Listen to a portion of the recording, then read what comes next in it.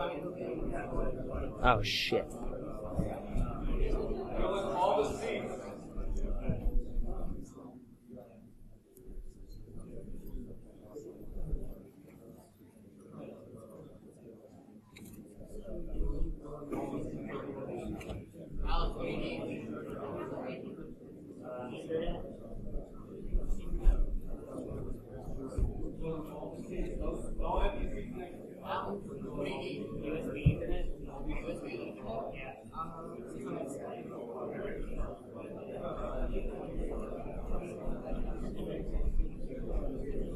Got it.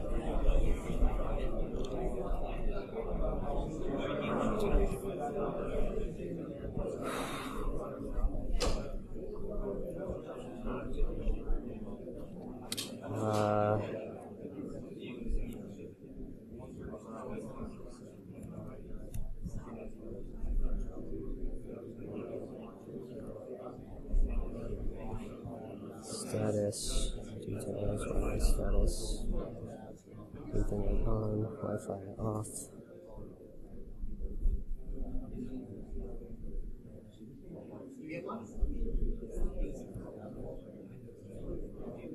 Ah.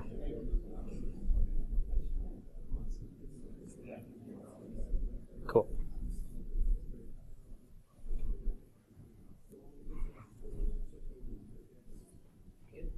Yeah, I'm good. Good, thanks.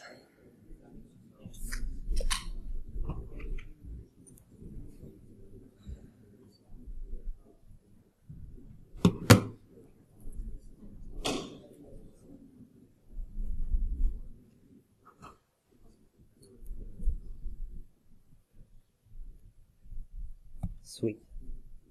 All right. What's going on? My name's Alex. I go by Blink or Audible Blink online, and we're going to talk about leveling up with CTFs. All right. So people say you got to start with a quote or some clever GIFs. So I ended up finding this, and it held up to be true. So sometimes you win, sometimes you learn, and the truth of the matter is, sometimes you don't win in CTFs, but the positive is you always learn something, and so that's great.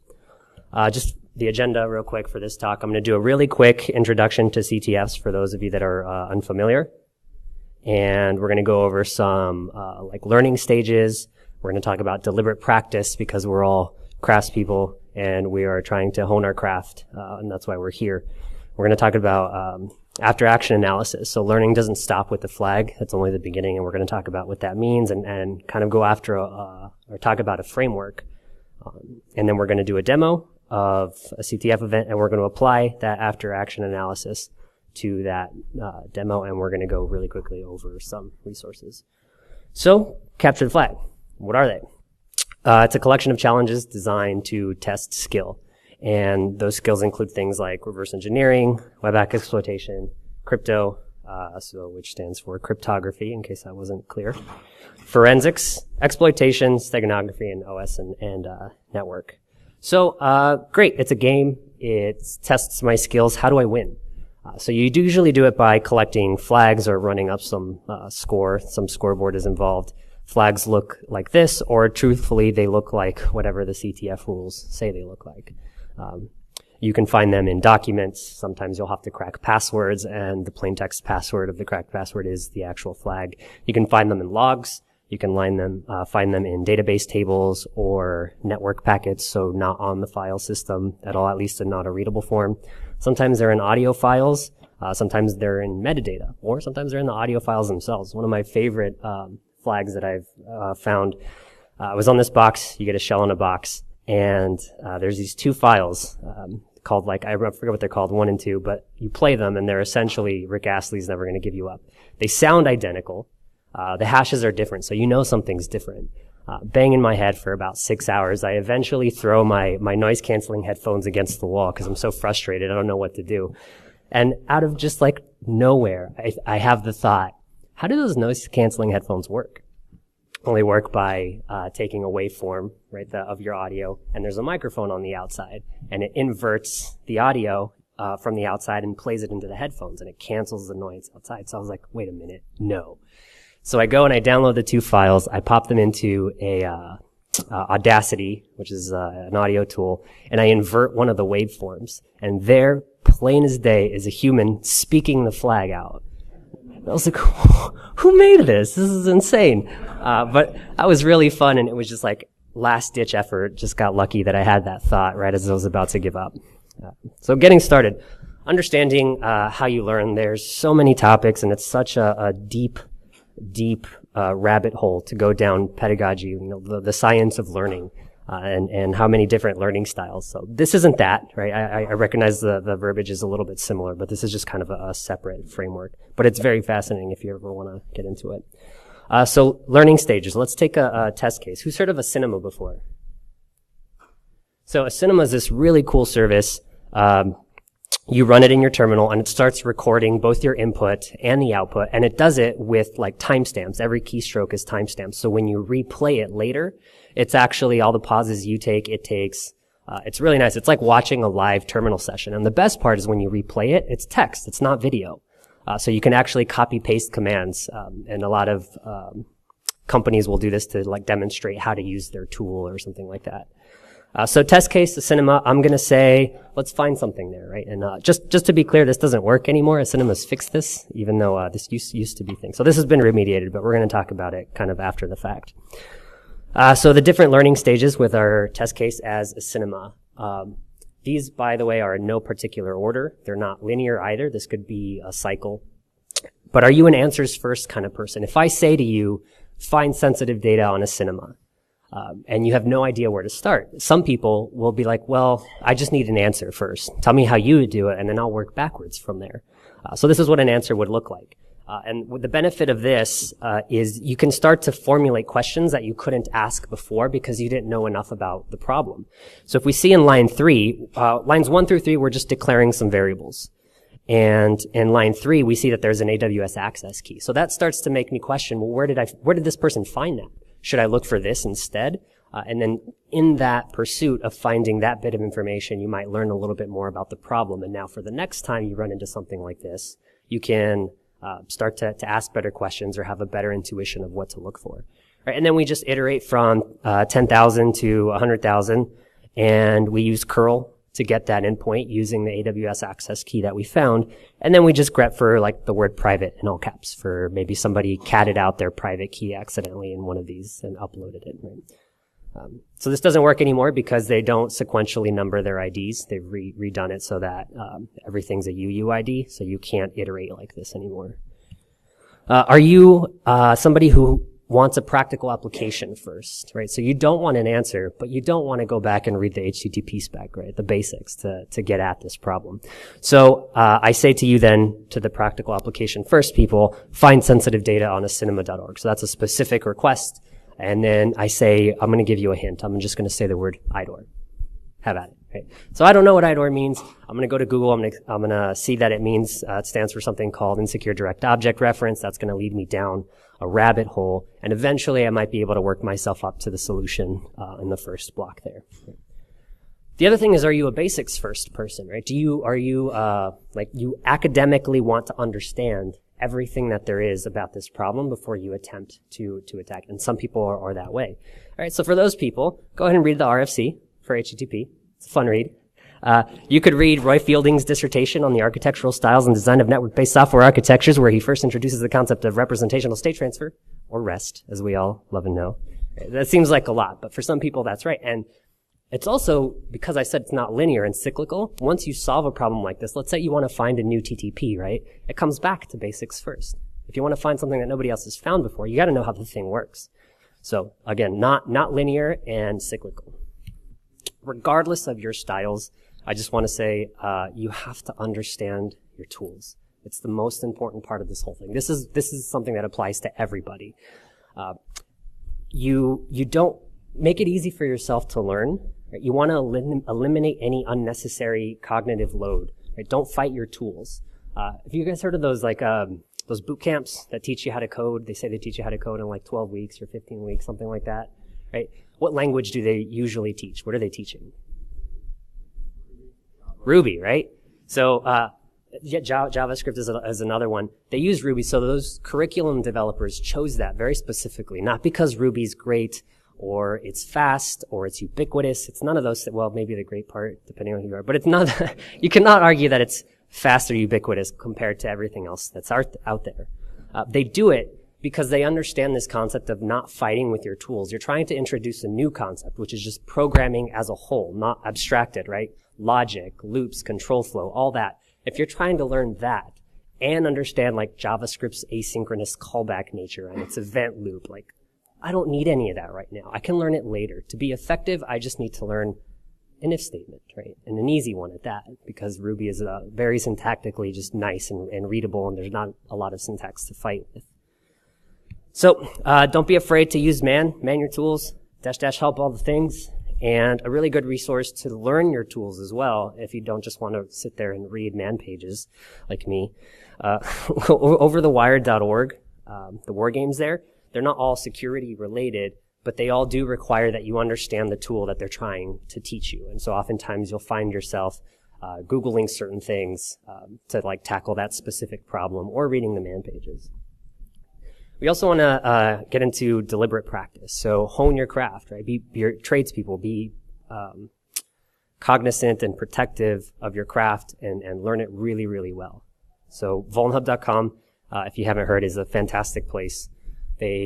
People create intentionally vulnerable machines, and they upload them here as virtual machines, and you can download them and attack them locally. This is how I got started, and it's just one of the many resources. But as long as it's not one of the new machines that came out like this week or the last week, there's write-ups, and you can choose to click into them and read them. Now, if you're here to learn, resist the urge that this is cheating, right? Don't bash your head against the wall trying to figure out a machine if you're not there at that level yet for this particular topic that the machine is trying to teach you.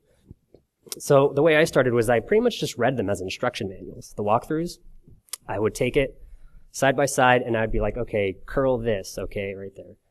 Robots.txt, I don't know what robots.txt is. Okay, cool. That's a thing that I now know, right? And so you're starting to get this flow. You see the decisions that people make when they encounter a problem, and now you know what tool to reach for, right? So do a couple of them. Just, even if you think you can move forward, don't. Just treat them as an instruction manual. After about 4 machines, you start to get a feel yourself for what kinds of problems can be solved with which tools. So at that point, try again. Try to do it by yourself. I still couldn't do it at this point, but what I did was I opened my browser window so it was like an inch or maybe 2 tall on my screen, and I would creep scroll just enough to unstick myself, right? I don't want to spoil myself, but I want the line that says, oh, this tool can do this, or this concept or this protocol is what's being used. Like, okay, cool, I'm unstuck. I can now move forward. And then after that, another 4 machines, maybe I had 8 or 9, maybe you can do one finally by yourself without any help. And that's a good feeling. Find ongoing CTFs. Hack the Box. You guys heard of hackthebox.eu? It's a fantastic place. I'm a former software developer, just to see these guys come out of nowhere and produce like a rock solid platform, really stable, and the iteration of like new features and how solidly they all roll them out. It's like, it's nice. they're really, really good. I can really appreciate the stuff that I know, having had that background, is going on behind the scenes. So they're great. Find or find CTF archives. So if a CTF ends, oftentimes they'll have archives where you can go back and do some of those challenges. At that point, the moratorium's been lifted. You'll find write-ups and things like that. Social learning, not for everybody, but for the people that are social learners, it's an extremely powerful tool. So go to live events, like the one across the hall and upstairs over there, and just talk to people, solve something, and then talk to somebody else about how they solved it. There's a lot of learning opportunities in finding different approaches to the same problem. And then there's, for communities, you can just hit up meetup.org. You'll be surprised. There's sometimes somebody's hosting a CTF event at their own home. They've got some Vulnhub boxes like on a local server, and they've just invited people over and they work on them together. Another one is NetSecFocused's Mattermost, so chat.netsecfocused.com, ran by TJ. Is TJ here? What up, TJ? It's a fantastic resource. They used to have about 8,000 people on Slack, and they migrated over to Mattermost because there was a lot of really good knowledge being lost to Slack's 10,000 message limit. So that's a great resource. Talk to TJ if you want to learn more about that after the talk. So learning doesn't stop with the flag. Let's keep it going. How many ways can I explain my solution? So finding multiple ways to explain a single solution forces your brain to like approach it from multiple different angles. It sometimes shines a light on something you previously thought you understood, but actually you just took it for granted. So write it up. Pretend it's a pen test report. Write it up. Go through the process again in your head, maybe again live, and then just put it down on paper. So that helps you learn. Also, it's a valuable resource for later when you encounter a similar problem somewhere else and you're like, what was that command? You can come back to it now. So how many ways can you solve it? Flag or not, there's probably another vulnerability on this machine that wasn't intended to be there by the box developer. See if you can find that. It's a perfect opportunity for social learning because now you can talk to other people about how you did it, how they did it, and see what's different. All right, so are there any other vectors? What about a different exploit? This is also kind of like similar to teach somebody. You heard that if you really want to learn something, teach somebody. It's because you've got this mental model of how something works, of a concept or a principle, and you've got it on this shelf behind you and you understand it, right? But now you need to teach somebody how it works and you take it off the shelf and you're like, here's my knowledge, right? You get it? You get it? No? Okay. And then you have to rework it. And in that reworking of this concept and presenting it to somebody else, you're probably going to find a gap somewhere or a crutch. So it's really valuable to just think about the same problem in a different way. See how other people think about it as well. How would you solve this without tool X? This is actually one of my favorite interview questions, right? You start taking away tools from people and you start exposing gaps in knowledge. So you ask, I need to find an SSH server somewhere on this /24 network. What do? Somebody's going to say Nmap. Okay, you can't use Nmap. What do you do now? Okay, they'll either reach for another tool or they'll start talking about like networking. So it's a really good interview question to ask, and it exposes any kind of crutches that you have in that topic. It forces you to reconceptualize that approach. Another fun one is how do I automate this? So this usually surfaces edge cases that you didn't think about. If you're trying to automate something and put it to code, like how do I repeat my steps in code? Again, just drilling in that. How does this work? What are the steps? Like make it an algorithm. Make the solution to this box an algorithm, right? Think deterministically. It's a different way of thinking about the same thing. So show me. Here's the demo. Let's see if I can get the screen right. Nope.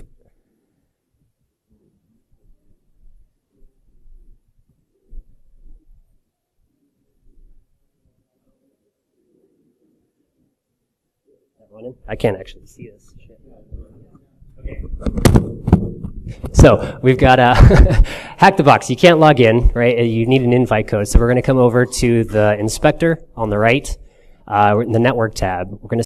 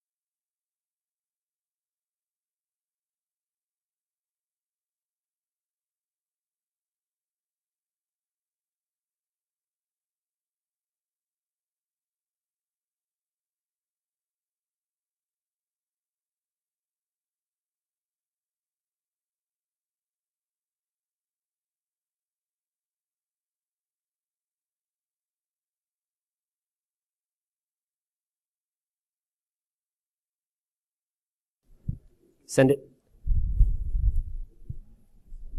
Cool. And then you can see here that it says encoded. It doesn't say what it is, but that kind of looks like base 64. So we'll take that bit and we'll go back over to CyberChef. Paste it in there and we've got something. There we go. We'll copy and head back over to the invite code. Go ahead and paste it. Cool. And now we can actually sign up.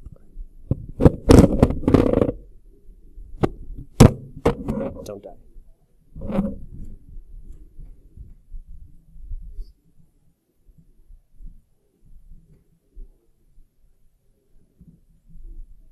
Okay.